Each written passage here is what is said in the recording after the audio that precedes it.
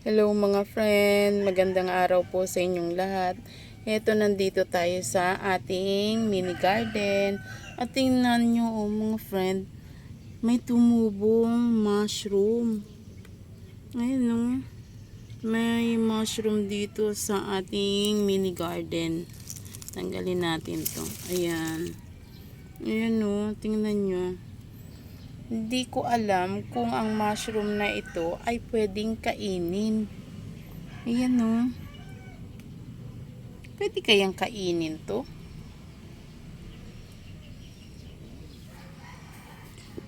Edible kaya ang mushroom na ito? Kasi hindi ako masyadong aware sa mga mushroom. Kasi di ba minsan yung mga ibang mushroom ay hindi edible, hindi pwedeng kainin. Nandirito to sa malapit dito sa ating saging. Ayan, heto may puno dito ng saging. Ayan. At since na umulan nung nakaraang araw, ayan, hindi ko alam kung ang mushroom na ito ay pwedeng kainin.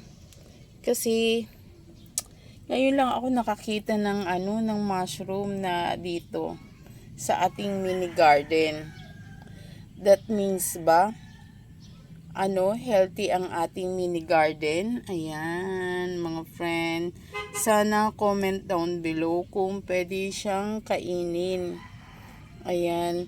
At since kagabi rin medyo umulan, siguro hindi kaya ito ang dahilan kung bakit tumubo yung mushroom. Di ba mga friend? Sana ay mabigyan nyo ako ng idea kung ito ay pwedeng kainin. Ayan. Diba? Ang cute. Nakakatuwa. At nagiging healthy ang ating mini garden. Kasi wala akong nilalagay dito na mga fertilizer or kung ano man. Puro natural mga dahon. Ayan, yung mga pinagtabasan ko na mga dahon. Yun lang ang mga dito. Nagsisilbing fertilizer, mga friend. Kaya at saka wala akong tinatapon dito na mga basura. Ayan. Okay, hanggang sa muli mga friend. Sana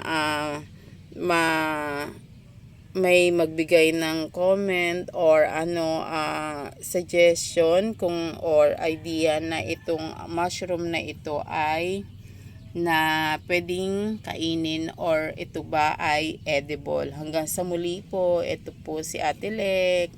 Mag-iingat po tayo palagi.